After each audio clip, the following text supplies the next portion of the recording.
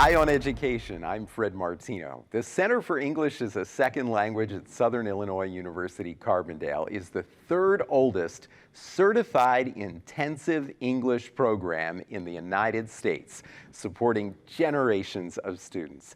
Today, we are going to meet one of those students, Yacine, Youssouf, Rachid, Mohamed of Comoros, and the instructor who helps make this all happen. We've worked with him for several years, Geoff Young, and I am so pleased, Geoff, that you are part of this program today. It is amazing to have you here, amazing to have all these students here. Yeah, I'm really happy to be here, Fred. I've brought a couple students around for a tour. I'm really happy to be on the other side of the desk now. This is cool. And I know this makes a huge difference for these students getting the chance to use their English skills in an intensive way, not just in the classroom, throughout the community, even doing interviews like we are today. Yeah, so this current program that you're talking about, it's called the Community Engagement Program. And the whole idea is exactly what you said, to get students sort of out of the classroom and interacting with members of the community. So it's not explicitly a language class in the traditional sense. The idea is more to build their confidence and proficiency and willingness to communicate. So it's pretty cool. I'd love to tell you more about it. And as much as this program offers the students, it offers so much back to us in this community. The amazing opportunity to meet students from all over the world. We're going to have several programs again this year, this being one of them. And Yacine, we appreciate you so much for being part of this program today, to share a little bit about yourself. Thank you. And your decision to apply for this program. First of all, I'm glad to be here today. It's a pleasure. My name is Yacine Youssouf Rachid Mohamed, and I come from the archipelago of Comoros.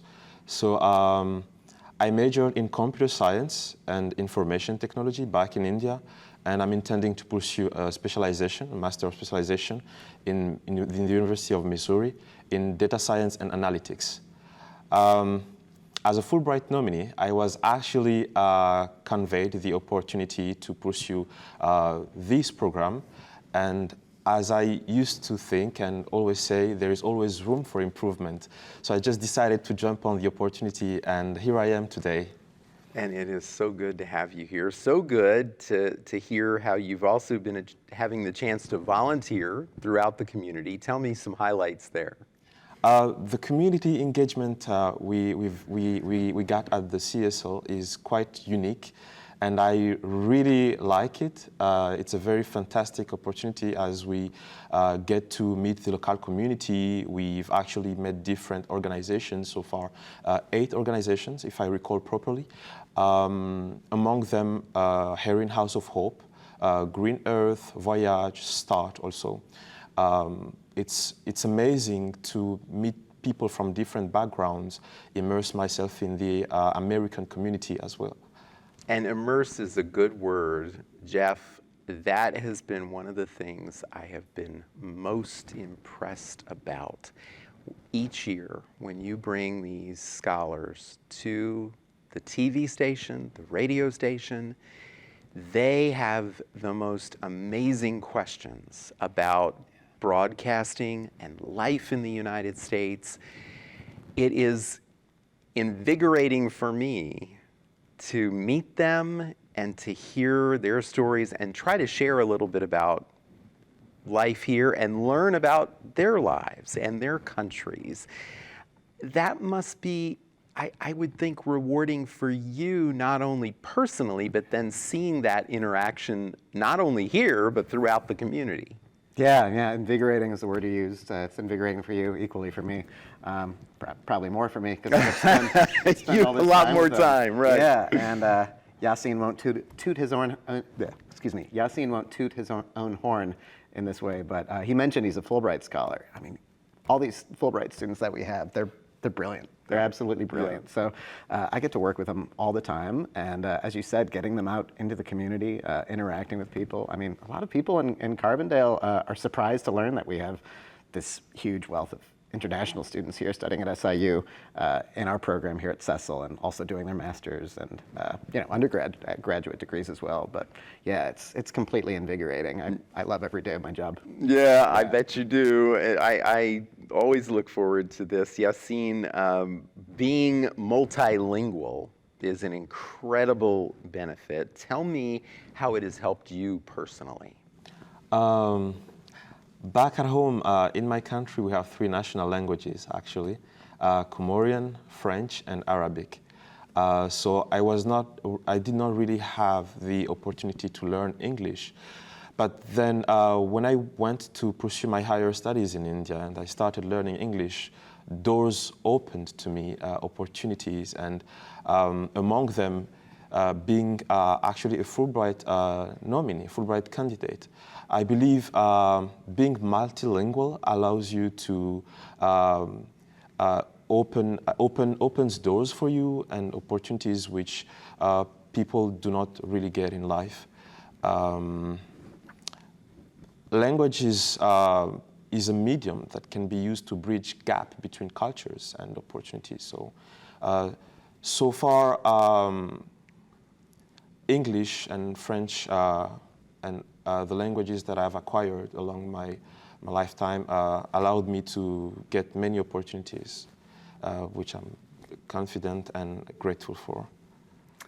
I really appreciate that answer, and it really tells that story of how valuable this is. Geoff, as someone who's an instructor who works with students in the university, this is something I've done for my entire career and value so much. And one of the things I often think about is that many years ago, I had an opportunity as a professional to spend several weeks in Germany, and was amazed when I went to Germany to find out that all of the young people I met there as part of that visit not only spoke German and English, but very often at least one other language. So there were many students who were multilingual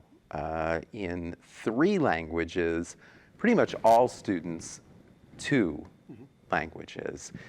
We do not have this in the United States. There's a certainly very small percentage of students who even learn another language other than English to be fluent in that language. Tell me your thoughts on that and why it might be a good idea for more students to be encouraged to be multilingual and gain those skills in our need to understand each other, learn about other cultures, and have this skill. Can I ask you where you were in Germany? I'm only curious. I was in several cities in Germany, in Berlin and in Dresden and Hamburg. It was an amazing experience, an exchange program, actually. I'm glad you asked, because it's not only for professionals, but it had expanded recently to students, and we did have an SIU graduate get to spend their summer 3 weeks after graduation going to Germany as part of this funded program, which is about exchange. That's And marvelous. It's marvelous. Yeah, fantastic. Well, I think you had asked about, what's the big draw for learning a second language in the United States? There's not as much of a focus of it on it as there is in other countries. And you make an interesting point. In the United States, driving down the street, most of our signs in most parts of the country are just in English. But you do see in parts of Florida and California, you see Texas, obviously, all along the border, you see more of an increased demand for Spanish fluency, and that's only going to increase as the years go on. Towards Canada, we have obviously more French. But beyond all that, there are cognitive benefits to learning a language, to learning a second language. At any age in life, too, by the way. People have this impression like, I'm in my 20s, I'm in my 30s, I'm in my 50s. I can't wrap my head around learning another language. And it's really becoming comfortable with being uncomfortable, getting out of your comfort zone, recognizing that when you get started in learning a new language, you're not going to be good at it. But I'm sorry, but the name of the author's name is slipping me right now. But there's a quote that I love. And it's language is one of the only things worth knowing poorly. So somebody can fact check me on that quote, but it's true though. You know, if I'm going to Japan for a business trip or something like that, and I don't speak any Japanese, it would benefit me greatly just to learn, you know, please, thank you, count to 10, ask important questions, things like that. And you know, I don't speak the language fluently, you know, or competently or confidently, but if I have a little bit of the language, it can go a great way. Yeah, and there are so many tools now, even on our phones, where we can help build those skills by saying something in English and then hearing it in another language to practice that. Yacine, your thoughts on what parents can do to encourage their children to learn another language? A lot of motivation and lessons, of course, as you know, start in the home. I believe childhood is a crucial moment when it comes to learning. One of the ways I would suggest for parents to make their children learn a new language is to have them have an early exposure of foreign medias. For those who can afford to do it, let them travel abroad. In order to immerse themselves with communities out there that could allow, just as I did. If I recall properly, when I was traveling to India, I didn't know how to utter not even a word in English. But then when I got there, I started learning, I started talking, I started interacting in English, and within a span of a few months, I was actually able to talk to people properly. Traveling is quite a unique experience that can allow children to broaden their horizons and learn a language more easily. Nowadays, we have applications in our phones. We have the world in our phones, actually. So we are able to actually access to an immense and huge library of medias just in our pocket. And parents can also, as an avid reader, I really enjoy reading. I think reading also can accelerate the process of learning a new language, which I would suggest parents to do actually for their children. Yeah, it's a great way to do that. Geoff, do you have other thoughts on that? And parents who may be watching or grandparents who may be watching, to encourage young people to pursue another language? Yeah, I think Yacine covered a lot of the basics, the things I would have mentioned. I would add that just kind of what I said earlier about having confidence in the language, being comfortable with expressing yourself and recognizing that you're not going to be perfect right away. I think that can be done through lots of different extracurricular activities. So building the confidence might also come with enrolling your child in sports, oddly enough. But the confidence there would, hopefully, the idea is transfer over into language expression. Yeah. So important, and I'm glad we were able to share that with any parents or grandparents who are watching. Another thing that I'm grateful we're able to share that Yacine mentioned is, in addition to learning another language, if possible, to study abroad. When I was in college as an undergraduate, it's something I wanted to do. It's something I thought about doing, but I didn't have the financial ability to do it, and there was no outreach where I went to school to encourage students to do it and to pursue scholarships. I think here there's a culture of encouraging it, making students available, making them aware of availabilities to travel abroad, study abroad. And I would describe it in life, not just in academics, but in life, as a transformative experience. What are your thoughts on that? I was very fortunate myself to study abroad. I was a junior in college. I studied in Austria, so I'm not going to ask you to speak German with me. I think that You wouldn't get much. Nobody needs to hear that. but yeah, for my sake too, though. But yeah, absolutely, transformative is the word. Yeah. You know, I came back from that. I just had 3 months in Salzburg, and I went there kind of similar to what Yacine was saying. He went to India without really any English, right? Not at all. Yeah, and that was kind of how I was when I went to Austria. I had started maybe reading comics or something in advance, but I think I watched like some kids shows for the simple German before I left. And I didn't really have much interest in foreign language and learning a language at that time. It was just kind of like I was more keen, I was a music student, so I was more keen to go to Salzburg where Mozart was born. And then I got kind of, that was fun for me, but man, the confidence that came from just 3 months of getting around, just doing everyday things. I remember years later, I needed to make a negotiation with someone in Serbia. I needed to make a negotiation with someone in German about me putting my tent. I was at this festival and me putting my tent in their yard, and I hadn't used my German in years. But like, that was an accomplishment. I remember feeling like we came to this arrangement that, you know, it was really, I was like, wow, that was empowering, you know? Yeah, truly something. Yacine, what is it meant for you to be able to study abroad? Tell me about experiences that you've had here and elsewhere and what it's meant to you. Just as you mentioned it, I mean, traveling is a transformative experience. I believe the Yacine from 10 years ago would be really surprised to see me now. I would say traveling allowed me to enhance and develop my critical thinking and be more tolerant. Especially when you actually experience others' cultures. You have to get into their skin and understand how do other people feel like.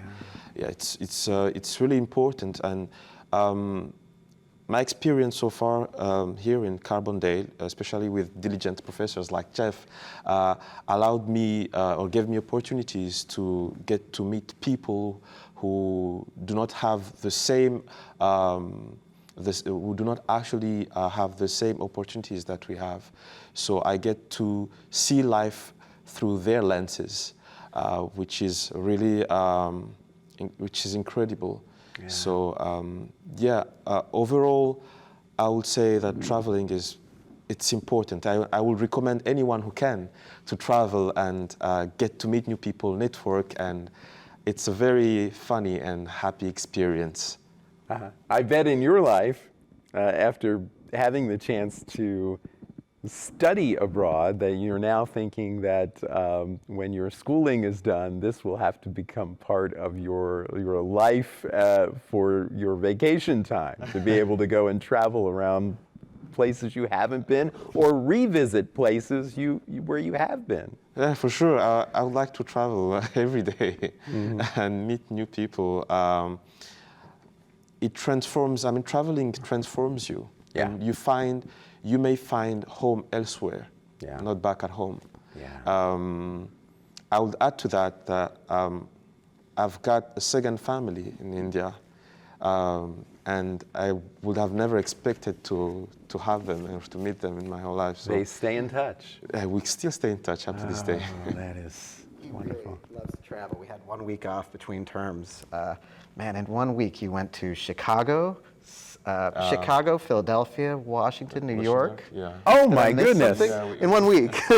And recently Paducah. And Paducah after that, yeah. So I just couldn't believe it. And all that in one week. I was exhausted just hearing it. Yeah, very different places. Yeah. Geoff, this is a tough question, but I want to ask it. I think it's a more important question than ever. That this traveling and learning another language are valuable, period, and always have been. But especially at this moment in time, and knowing that in our culture in the United States, young people grow up with a sense of American exceptionalism, which sometimes doesn't necessarily encourage the exploration of other countries and other cultures. And it is that there are positive elements to pride. Patriotism is important, but if we don't, if we go through that in life and don't experience other cultures and other countries, that can be a loss for a young person and for a culture. Yeah. So your question, Your thoughts on Well, that. I mean, I think there's an important distinction between patriotism and nationalism, and I think there is a sense of pride that one can have in one's country, with the realization and acceptance and acknowledgement of the fact that this ain't the only way to do things, right? Yeah. Like we have, and we can learn from each other. Innumerable cultures around the world, innumerable languages, and different ways of doing things. And I think that's why, if I could talk about this community engagement program kind of as a way to answer your question. Yeah. So right now the students are involved in this community engagement program. It's a 3-week experiential learning course. They spend the first 2 weeks going to different organizations. We went to your WSIU last week. That was one such instance. They spent half the time volunteering, half the time in the classroom, in more of a traditional sense, talking about the visits. And in the 3rd week, they return to an organization of their choosing to go back and do some independent volunteer work. And I think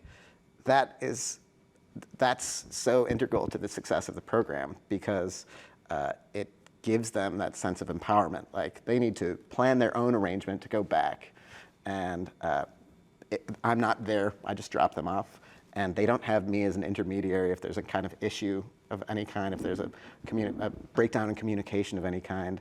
And I think that is so valuable for the students, but going back to your question, so valuable for the local community.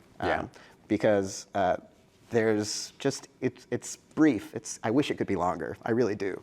But just that interaction, just seeing, just kind of recognizing at a fundamental level, we're more similar, all of us, than we are different. Absolutely. Yeah. Yacine, I answered your question. You did. Yacine, I am told that 80% of graduates in this English as a second language program go on to other degree programs at SIU and, of course, some elsewhere. Tell me about your thoughts of the role of programs like this in encouraging additional opportunities for education, and tell us about your plans. We have about 3 minutes left. Actually, CESL is an amazing opportunity. As I mentioned previously, I would encourage anyone to learn English, and these programs are really unique because they allow people to actually enhance and develop intensively their English skills. We've got really great professors there, Mr. Colin, Catherine, Geoff, and other staff who are really helping us towards achieving those goals. By enhancing our English. I'm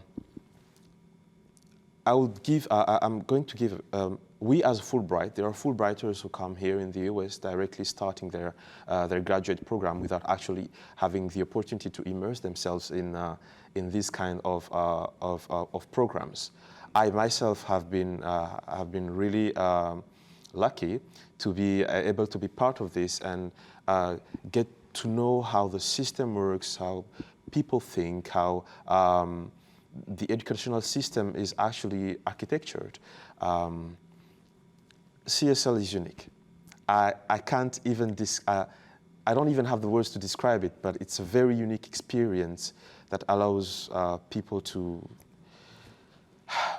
enhance their critical thinking as well. As Geoff mentioned it, the experience itself is incredible. Your next degree will be? In data science and analytics in the University of Missouri. Okay, very exciting. It's a field related to machine learning and artificial intelligence as well. Important. 1 minute left, Geoff. I just want to kind of bookend what Yacine said about our center. The Center for English is a second language here at Southern Illinois University. I mean it as sincerely as possible. It's the best job I've ever had. Yeah. And I think I say it enough to my colleagues that it must ring true at this point. But really, it's the quality of the caliber of the students that come through our program that come here with the express intent to improve their English and to integrate themselves into our local culture, even if it's just for a few months. It's what was the word you used? Exhilarating? It is invigorating. Invigorating, that was it. Yeah, well, it's exhilarating Meeting too. students like Yacine, students from Japan, from China, meeting students from Pakistan, all over the world during this visit, and it's like that all the time. We're out of time. I got 12 students from 7 countries right now. 12 students from 7 countries. Best job in the world, right? Geoff, it's so cool. amazing. Thank you, Yacine, Fred. thank you both Thank you for being us. here. Appreciate it. Thank you at home as well. I'm Fred Martino. For all of us at WSIU, have a great week.